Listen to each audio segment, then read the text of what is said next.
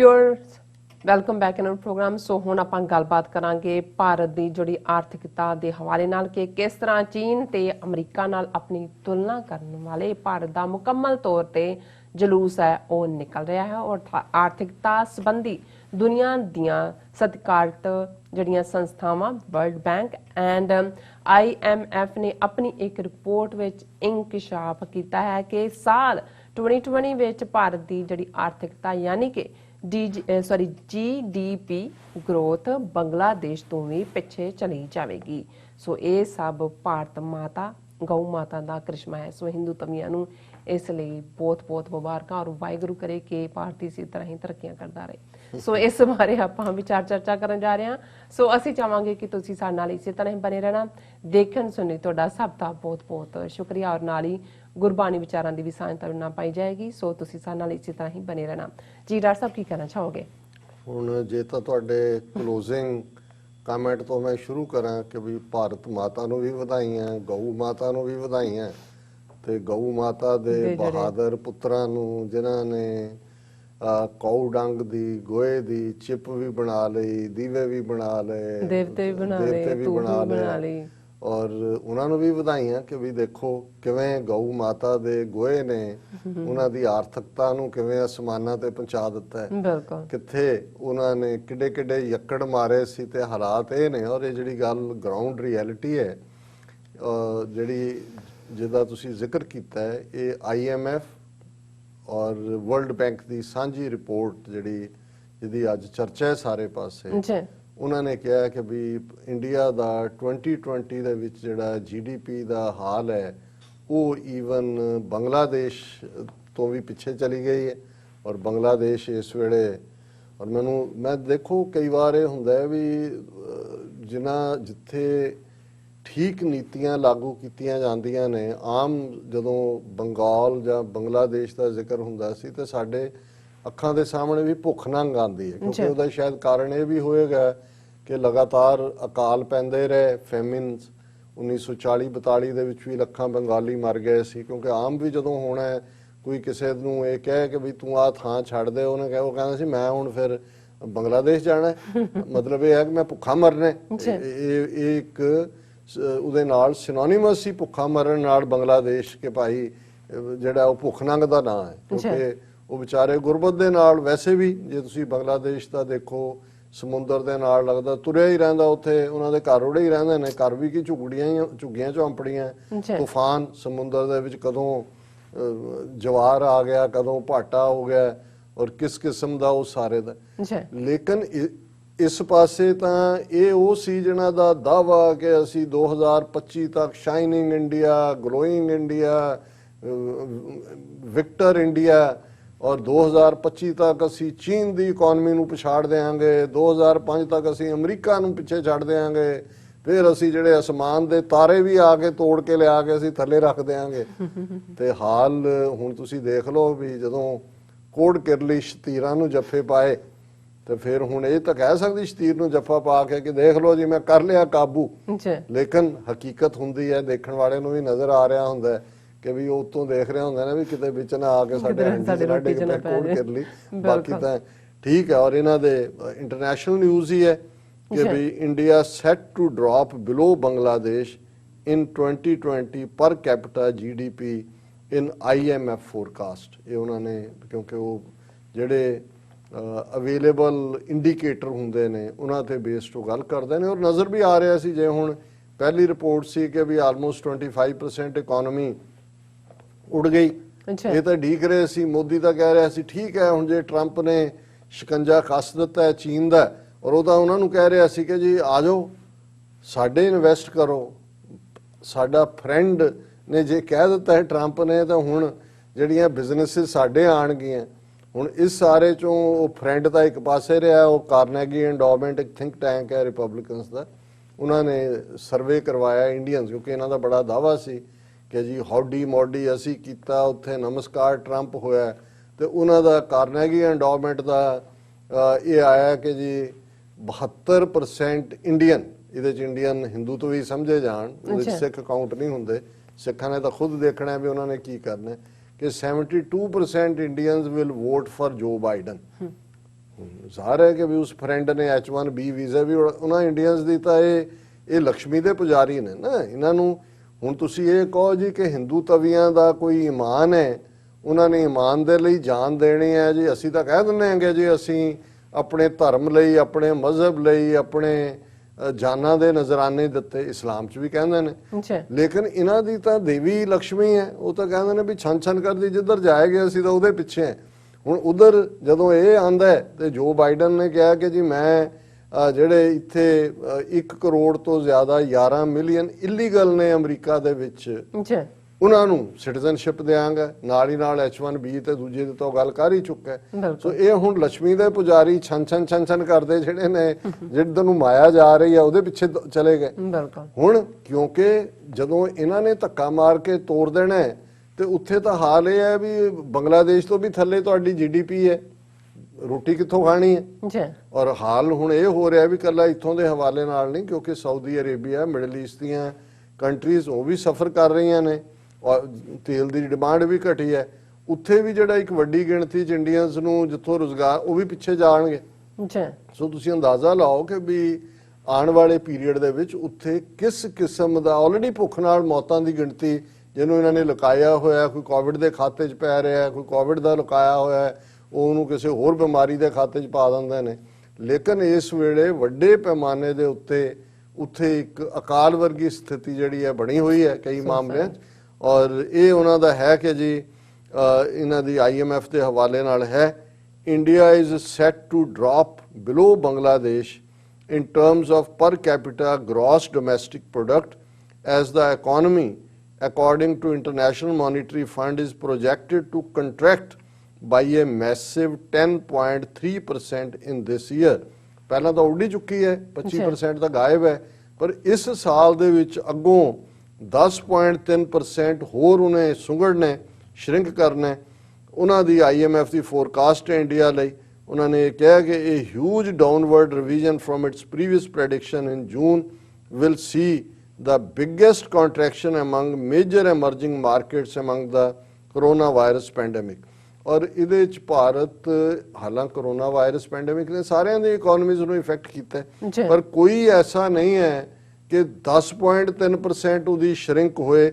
ਹਾਲਾਂਕਿ ਇਸ ਸਾਰੇ ਦੇ ਵਿੱਚ ਜਿਵੇਂ ਬ੍ਰਿਕਸ ਕੰਟਰੀਜ਼ ਨੇ, ਬ੍ਰਾਜ਼ੀਲ ਹੈ, ਉਹਨਾਂ ਦੀ ਵੀ ਇਕਨੋਮੀ 5.8% ਸ਼ਰਿੰਕ ਹੋਏਗੀ, ਰਸ਼ੀਆ ਦੀ ਸਿਰਫ 4.1% ਹੈ, ਸਾਊਥ ਅਫਰੀਕਾ ਦੀ ਹੈ, ਚਾਈਨਾ ਦੀ 1.9% ਗਰੋ ਹੋਏਗੀ।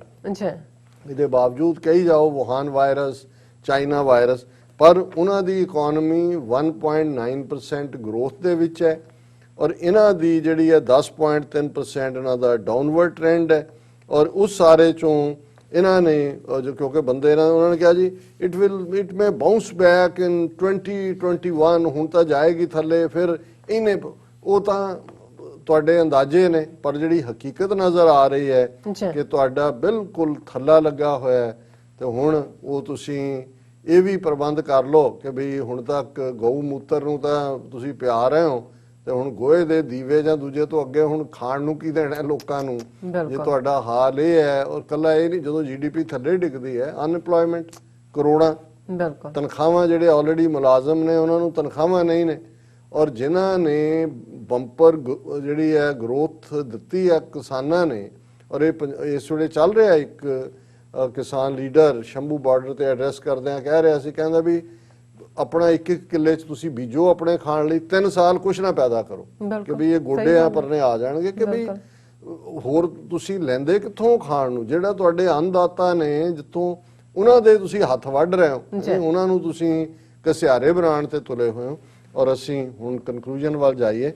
ਔਰ ਅੱਜ ਕੱਤਕ ਦਾ ਮਹੀਨਾ, ਉਸ ਦੀ ਸ਼ੁਰੂਆਤ ਹੈ, 1 ਤਰੀਕ ਹੈ। ਔਰ ਜ਼ਾਹਰ ਹੈ ਕਿ ਗੁਰਬਾਣੀ ਦੇ ਉਸ ਰੂਹਾਨੀਅਤ ਦੇ ਮੈਸੇਜ ਨੂੰ ਜਿਹੜਾ ਗੁਰੂ ਸਾਹਿਬਾਨ ਨੇ 12 ਮਹੀਨਿਆਂ ਨੂੰ ਹੀ ਜਿਹੜਾ ਆਧਾਰ ਬਣਾ ਕੇ ਬਾਕੀ ਸਭ ਲੋਕਾਈ ਦੇ ਲਈ ਮੈਸੇਜ ਦਿੱਤਾ ਹੈ। 2 12ਵਾਂ ਗੁਰੂ ਗ੍ਰੰਥ ਸਾਹਿਬ 'ਚ ਨੇ, ਇੱਕ 12ਵਾਂ ਮਾਝ ਹੈ ਜਿਹੜਾ ਕਿ ਗੁਰੂ ਅਰਜਨ ਸਾਹਿਬ ਦਾ ਰਚਿਆ ਹੋਇਆ, ਜਿਹੜੀ ਜ਼ਾਹਰ ਹੈ ਗੁਰਦੁਆਰਿਆਂ ਦੇ ਵਿੱਚ ਜਿਹੜੀ ਕਥਾ ਹੁੰਦੀ ਹੈ ਜਾਂ ਜਿਹੜਾ ਮਹੀਨੇ ਦੇ ਉੱਤੇ ਫੋਕਸ ਹੁੰਦਾ, ਜਿਹੜਾ ਬਹੁਤਿਆਂ ਨੂੰ ਫਿਰ ਜ਼ਬਾਨੀ ਯਾਦ ਵੀ ਹੁੰਦਾ ਹੈ, ਮਾਤਾਵਾਂ ਨੂੰ ਖਾਸ ਕਰ ਹੁੰਦਾ ਹੈ, ਕਿਉਂਕਿ ਉਹ ਤਾਂ ਜਾ ਕੇ ਸੁੱਖ ਮੰਗਦੀਆਂ ਨੇ ਜੀ, ਸੁੱਖੀ ਸੰਦੀ ਸਾਰਾ ਟੱਬਰ ਦਾ ਆਧਾਰ ਤਾਂ ਬੀਬੀਆਂ ਹੀ ਹੁੰਦੀਆਂ ਨੇ, ਹਾਂਜੀ। ਉਹ ਤਾਂ ਇਹ ਪੜ੍ਹ ਰਹੀਆਂ ਹੋਣਗੀਆਂ, ਪੜ੍ਹਦੀਆਂ ਨੇ ਕਿ ਕਤਕ ਕਰਮ ਕਮਾਵਣੇ ਦੋਸ਼ ਨਾ ਕਾਹੂ ਜੋਗ ਪਰਮੇਸ਼ਰ ਤੇ ਭੁੱਲਿਆ ਵਿਆਪਣ ਸਭੇ ਰੋਗ। ਜ਼ਾਹਰ ਹੈ ਕਿ ਵੀ ਬਹੁਤ ਵਾਰੀ ਜ਼ੋਰ ਤਾਂ ਮਹੀਨਾ ਸੁਣਨ ਤੇ ਹੁੰਦਾ, ਵਾਹਿਗੁਰੂ ਵਾਹਿਗੁਰੂ ਕਰਨ ਦੇ ਨਾਲੇ ਵਾਹਿਗੁਰੂ ਸੁੱਖ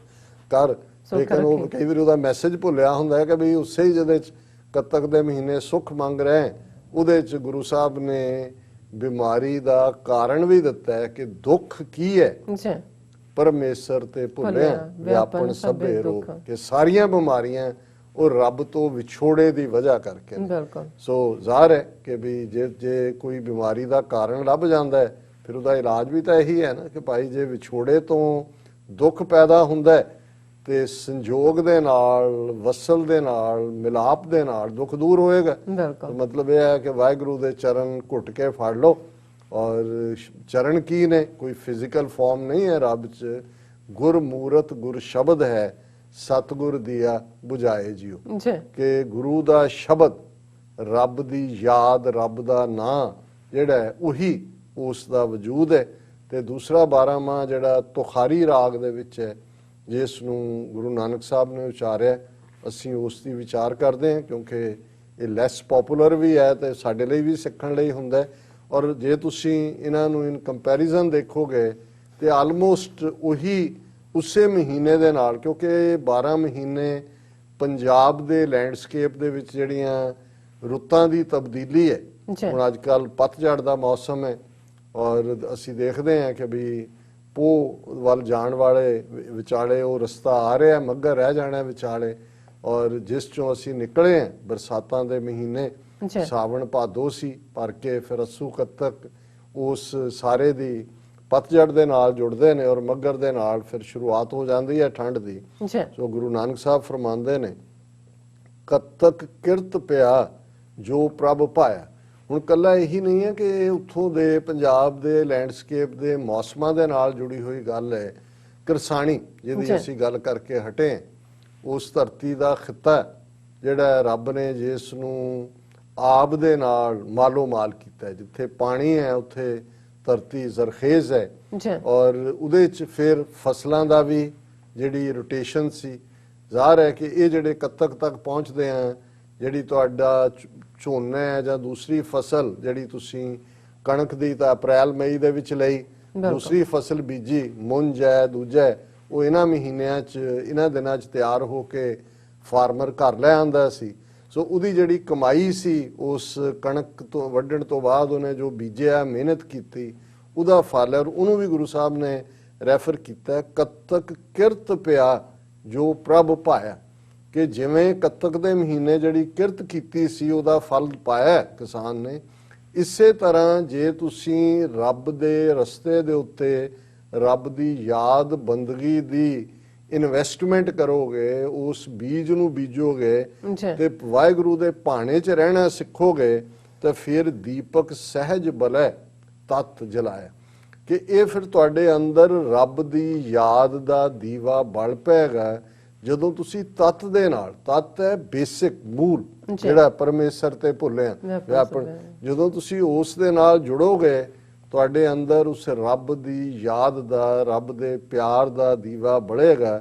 ਦੀਪਕ ਰਸ ਤੇਲੋ ਧਨ ਪਿਰ ਮੇਲੋ, ਧਨ ਉਮਾਹੇ ਸਰਸੀ, ਜਾਂ ਸਰਸੀ ਨੂੰ ਪੜਿਆ ਜਾਂਦਾ ਸਰਸ, ਰਸ ਨਾਲ ਭਰ ਜਾਣਾ।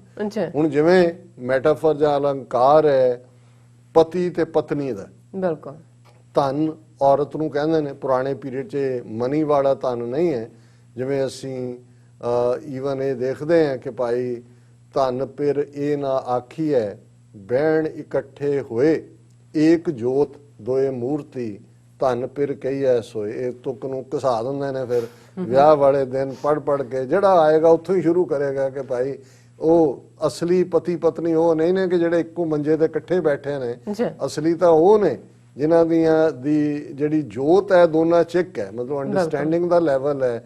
ਧਨ ਪਿਰ ਕੇ, ਸੋ ਧਨ ਇਸਤਰੀ ਲਈ ਹੈ, ਵਾਈਫ ਲਈ ਹੈ, ਪਤਨੀ ਲਈ ਹੈ, ਇਸਤਰੀ ਲਈ ਹੈ। ਔਰ ਧਨ ਇੱਥੇ ਵੀ ਗੁਰੂ ਸਾਹਿਬ ਨੇ ਕਿਹਾ ਕਿ ਭਾਈ ਜੇ ਦੀਪਕ ਰਸ ਤੇਲੋ, ਕਿ ਜੇ ਤੁਸੀਂ ਇਸ ਦੀਵੇ ਦੇ ਵਿੱਚ ਰੱਬ ਦੀ ਯਾਦ ਦਾ ਤੇਲ ਪਾਉਂਦੇ ਰਹੋਗੇ, ਜਿਹੜਾ ਅੰਦਰ ਦੀਵਾ ਰੱਬ ਦੀ ਯਾਦ ਦਾ ਜਗਿਆ ਹੈ, ਜੀ। ਉਸ ਰੱਬ ਦੀ ਯਾਦ ਦਾ ਤੇਲ ਰਹੇਗਾ, ਧਨ ਪਿਰ ਮੇਲੋ, ਤੇ ਫਿਰ ਰੱਬ ਪਤੀ ਹੈ, ਸਾਰੀ ਕਾਇਨਾਤ ਦਾ ਮਾਲਕ ਹੈ, ਅਸੀਂ ਸਾਰੀਆਂ ਰੂਹਾਂ ਉਸ ਦੀਆਂ ਪਤਨੀਆਂ, ਔਰ ਫਿਰ ਸਾਡਾ ਮੇਲ ਉਸ ਰੱਬ ਦੇ ਨਾਲ ਲਗਾਤਾਰ ਧਨ ਪਿਰ ਮੇਲੋ ਬਣਿਆ ਰਹੇਗਾ। ਧਨ ਉਮਾ ਹੈ ਸਰਸੀ, ਕਿ ਜਿਹੜੀ ਸਾਡੀ ਰੂਹ ਹੈ ਉਹ ਉਮਾ ਦੇ ਵਿੱਚ, ਉਤਸ਼ਾਹ ਦੇ ਵਿੱਚ, ਰਸ ਨਾਲ ਭਰੀ ਰਹੇਗੀ, ਸਵਾਦ ਨਾਲ ਭਰੀ ਰਹੇਗੀ, ਕਿਉਂਕਿ ਰੱਬ ਸਾਡੇ ਅੰਦਰ, ਸਾਡੇ ਘਰ ਦੇ ਵਿੱਚ ਆ ਕੇ ਬੈਠਾ ਹੈ। ਬਿਲਕੁਲ ਉਹ ਕਿਤੇ ਹੋਰ ਤਾਂ ਨਹੀਂ ਹੈ, ਸਾਡੇ ਅੰਦਰ ਹੀ ਆ। ਉਹਨੂੰ ਆਵਾਜ਼ ਮਾਰ ਮਾਰ ਕੇ ਜਗਾਣਾ ਹੈ। ਉਸ ਸਿੰਘਾਸਨ ਸਾਡਾ ਦਿਲ ਦਾ ਹੈ, ਔਰ ਉਸ ਦੇ ਉੱਤੇ ਰੱਬ ਨੇ ਵਿਰਾਜਮਾਨ ਹੋਣਾ ਹੈ, ਪਰ ਉਹਦੇ ਲਈ ਆਪਣੇ ਆਪ ਨੂੰ ਯਾਦ ਦੇ ਨਾਲ ਜੋੜਨਾ, ਉਮਾ ਦਾ ਪੈਦਾ ਹੋਣਾ ਉਹਦੇ ਚੋਂ ਨਿਕਲੇਗਾ। ਜੀ। ਅਵਗਣ ਮਾਰੀ ਮਰੈ ਨ ਸੀਜੈ, ਗੁਣ ਮਾਰੀ ਤਾਂ ਮਰਸੀ। ਜੇ ਤੁਸੀਂ ਹੋਰ ਤੌਰ ਤਰੀਕਿਆਂ ਦੇ ਨਾਲ ਉਹਨੂੰ ਹਾਸਲ ਕਰਨਾ ਚਾਹੋਗੇ ਤੇ ਫਿਰ ਅਵਗਣਾਂ ਦੇ ਵਿੱਚ ਹੀ ਫਸੇ ਰਹੋਗੇ, ਔਗਣਾਂ ਦੇ ਵਿੱਚ ਫਸੇ ਰਹੋਗੇ। ਜੇ ਤੁਸੀਂ ਉਸ ਦੀ ਯਾਦ ਦਾ ਗੁਣ ਆਪਣੇ ਅੰਦਰ ਲਿਆਓਗੇ ਤੇ ਫਿਰ ਜਿਹੜੇ ਤੁਹਾਡੇ ਅੰਦਰਲੇ ਔਗਣ ਨੇ, ਕਮਜ਼ੋਰੀਆਂ ਨੇ, ਪਾਪ ਨੇ, ਨੈਗੇਟਿਵਿਟੀਜ਼ ਨੇ, ਉਹ ਖਤਮ ਹੋਣਗੀਆਂ। ਨਾਮ ਭਗਤ ਦੇ ਨਿਜ ਘਰ ਬੈਠੇ, ਅਜਹੋ ਤਿਨਾੜੀ ਆਸਾ, ਨਾਨਕ ਮਿਲੋ ਕਪਟ ਦਰ ਖੋਲੋ, ਏਕ ਘੜੀ ਖਟ ਮਾਸਾ।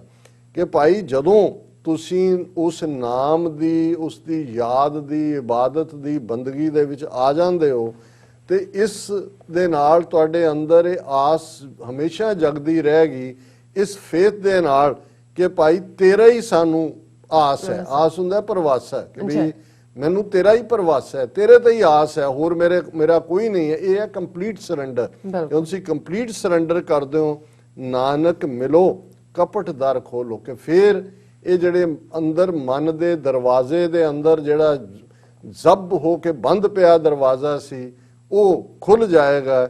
ਇੱਕ ਘੜੀ ਖਟ ਮਾਸਾ, ਕਿ ਇਹ ਦਰਵਾਜ਼ੇ ਦੇ ਕਵਾੜ ਖੁੱਲਣਗੇ। ਔਰ ਖਟ ਮਾਸਾ ਹੁੰਦਾ 6 ਮਹੀਨੇ, ਕਿ ਭਾਈ ਇਹ ਜਿਹੜਾ ਤੁਸੀਂ ਸਾਰੀਆਂ ਗਿਣਤੀਆਂ ਮਿਣਤੀਆਂ 'ਚ ਪੈਂਦੇ ਹੋ, ਇਸ 'ਚੋਂ ਨਿਕਲ ਕੇ ਸਾਨੂੰ ਜਿਹੜਾ, ਜੇ ਅਸੀਂ ਉਸ ਨਾਲ ਦੇ ਮਿਲਾਪ 'ਚ ਰੁਕਾਵਟ ਪਾਉਣ ਵਾਲੇ ਕਿਵਾੜ ਖੋਲ ਦਈਏ ਤੇ ਫਿਰ ਇਹ ਜਿਹੜਾ ਵਿਛੋੜਾ ਇੱਕ ਘੜੀ ਦਾ ਵੀ ਸਾਨੂੰ 6 ਮਹੀਨੇ ਦਾ ਲੱਗਦਾ ਹੈ, ਇਹ ਖਤਮ ਹੋ ਜਾਏਗਾ। ਉਸ ਵਾਹਿਗੁਰੂ ਦੇ ਨਾਲ ਮਿਲਾਪ ਹੋਏਗਾ। ਔਰ ਇਸੇ ਨੂੰ ਹੀ ਜਦੋਂ ਅਸੀਂ ਕਹਿੰਦੇ ਹਾਂ ਕਿ ਜਿਉਂ ਜਲ ਮੈਂ ਜਲ ਆਏ ਖਟਾਨਾ, ਤਿਉਂ ਜੋਤੀ ਸੰਗ ਜੋਤ ਸਮਾਨਾ। ਇਹ ਮਰਨ ਤੋਂ ਬਾਅਦ ਲਈ ਨਹੀਂ ਹੈ, ਬਹੁਤ ਵਾਰੀ ਉਦੋਂ ਹੀ ਪੜਿਆ ਜਾਂਦਾ ਹੈ। ਇਹ ਜਿਉਂਦੇ ਜੀ ਹੈ ਕਿ ਜਿਵੇਂ ਪਾਣੀ ਨਾਲ ਪਾਣੀ ਮਿਲ ਜਾਂਦਾ ਹੈ, ਸਾਡੇ ਅੰਦਰ ਰੱਬ ਦੀ ਮੌਜੂਦਗੀ, ਉਸ ਨਿਰੰਕਾਰ ਨਾਲ ਜਿਹੜਾ ਸਾਰੇ ਪਾਸੇ ਓਮਨੀ ਪ੍ਰੈਜ਼ੈਂਟ ਹੈ, ਉਹਦੇ ਨਾਲ ਸਾਡਾ ਮਿਲਾਪ। ਜੀ ਡਾਕਟਰ ਸਾਹਿਬ, ਤੁਹਾਡਾ ਬਹੁਤ ਬਹੁਤ ਸ਼ੁਕਰੀਆ। ਤੁਸੀਂ ਅੱਜ ਦੇ ਅਹਿਮ ਇਸ਼ੂ ਤੇ ਅੱਜ ਦਾ ਵਿਚਾਰ ਸਾਡੇ ਦਰਸ਼ਕਾਂ ਨਾਲ ਸਾਂਝਾ ਕੀਤਾ। ਇਸ ਵਾਸਤੇ ਆਪਣੇ ਵਿਊਅਰਸ ਕੋਲ ਨੇ ਇਜਾਜ਼ਤ। ਵਿਊਅਰਸ, ਤੁਹਾਡਾ ਬਹੁਤ ਬਹੁਤ ਸ਼ੁਕਰੀਆ। ਤੁਸੀਂ ਆਪਣੇ ਕੀਮਤੀ ਸਮੇਂ ਵਿੱਚ ਸਮਾਂ ਕੱਢ ਕੇ ਸਾਨੂੰ ਆਪਣੇ ਰਾਏ ਤੇ ਸੁਝਾਅ ਭੇਜੇ, ਨਹੀਂ ਤਾਂ ਭੇਜਦੇ ਰਹਿਣਾ ਸਾਡੇ ਇਸ ਪਤੇ ਤੇ sos@tv4.tv ਤੇ ਅਸੀਂ ਆਪਣਾ ਪ੍ਰੋਗਰਾਮ ਲੈ ਕੇ ਫਿਰ ਦੁਬਾਰਾ ਤੁਹਾਡੇ ਸਨਮੁਖ ਹੋਵਾਂਗੇ। ਤਦ ਤੱਕ ਲਈ ਮੈਨੂੰ ਤੇ ਆਪਣੇ ਨਾਲ ਸੁਣਾ ਗਿਆ ਦੋ। ਦੇਖਦੇ ਰਹੋ TV84। ਬੁਲਾ ਦਿਓ ਫਤਿਹ। ਵਾਹਿਗੁਰੂ ਜੀ ਕਾ ਖਾਲਸਾ, ਵਾਹਿਗੁਰੂ ਜੀ ਕੀ ਫਤਿਹ। ਰੱਬ ਰਾਖਾ।